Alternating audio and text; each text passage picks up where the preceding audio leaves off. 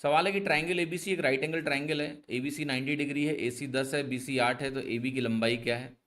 ये सवाल Pythagorean triplet based है 6, लेकिन एग्जाम में ना पाइथागोरियस ट्रिपलेट पे बेस्ड इतने सरल सवाल आपको नहीं मिलेंगे। ठीक है, ये तो ये बहुत ही सिंपल सा वाला सवाल है। ये है आपका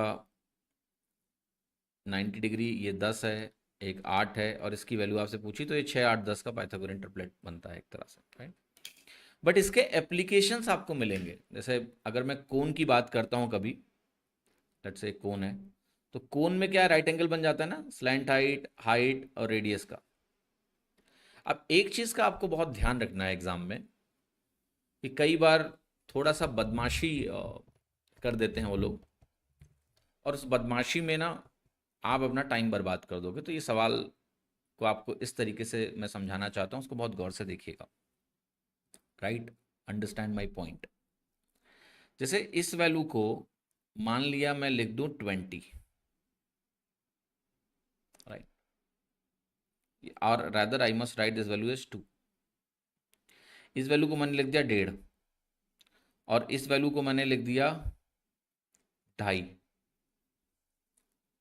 तो आपको क्या समझना है, एग्जाम में जैसे जब ये वैल्यूज आएंगी, सेम सिंपल ट्रिपलेट है, बट इसका एप्लीकेशन आएगा, और एप्लीकेशन में कोई ज़रूरी नहीं है कि ट्रिपलेट ऐसे 6 8 10 लिखा हो। ये सारी भुजाओं को मैंने 4 से डिवाइड करके लिख दिया, ठीक है। Now it is difficult to identify, और ये वैल्यू आपको देगा नहीं, स्लैंट हाइट 2 वैल्यूज दे देगा और पूछेगा कि बताओ इसका कर्व्ड सरफेस एरिया क्या है। सवाल ट्रिपलेट बेस्ड है। अब एग्जाम में आप पाइथागोरस ट्रिपलेट मत लगाना, सॉरी, बैठ के वहां पर पाइथागोरस थ्योरम नहीं लगाना है आपको। आपको कैसे आइडेंटिफाई करना है कि कोई ये ट्रिपलेट है या नहीं है। तो जब भी आपको यहाँ वैल्यू 1.5 और 2 दिखे, आप इसका रेशियो निकालो, 1.5 रेशियो 2। सबसे पहले 1.5 रेशियो 2 जब आपने निकाला, तो आप इस रेशियो को सिंप्लीफाई करोगे, तो ये 15/20 बनेगा। फिर उसको 4 से काटिए। अगर ये 15/20 बन गया मेरा, किससे कट रहा है, 5 से कट रहा है, 5 तियां 15, 5 चौके 20। पहला काम।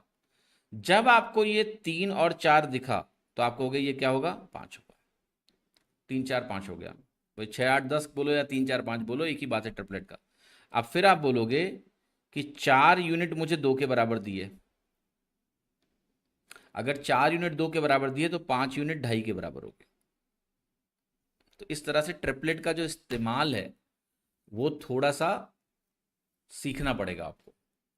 जैसे अक्सर आप देखोगे इस सवाल में, जो मैंने आपको सवाल अभी दिया कोन वाला, तो कोन वाले सवाल में आपको एक और दिखाता हूं, कॉम्प्लेक्स केस, राइट। यहां मैंने लिख दिया लेट से 36, यहां लिख दिया मैंने 10.5, स्लैंट हाइट मैंने आपको नहीं दी। Now how to figure out कि ये कोई ट्रिपलेट है या नहीं है। तो आपको करना क्या है, यहां आप लिखेंगे 36, यहां आप लिखेंगे 10.5, इसका रेशियो निकालेंगे। सबसे पहला काम, रेशियो निकालने के लिए आप कहोगे डबल कर लेते हैं पहले, 72 हो गया और ये 21 हो गया, थोड़ा आसान हो गया देखना। अब 3 से डिवाइड कर लो, 3 सत्ते 21, 3 24 तियां 72। अब जब ये तुम्हें 24/7 दिखेगा, तब तुम्हें याद आएगा कि ये ट्रिपलेट होता है 24 7 25 का। अब आगे क्या करना है, आप कहोगे कि 7 यूनिट 10.5 के बराबर है, या फिर 24 यूनिट 36 के बराबर है। तो आप कहोगे इसको ये 1.5 से गुणा करने पे मिला है, 24 इंटू 1.5 36 होता है। तो ये जो वैल्यू होगी, ये 25 इंटू 1.5 के बराबर होगी। ये वैल्यू 25 इंटू 1.5 के बराबर हो गई, जो कि 37.5 हो गया। समझ में आया कि नहीं। सो ट्रिपलेट आसान है ऐसे तो, डायरेक्ट पूछ लिया जाए, जो ट्रिपलेट आपको आते हैं सीधे 6 8 10 3 4 5 7 24 25।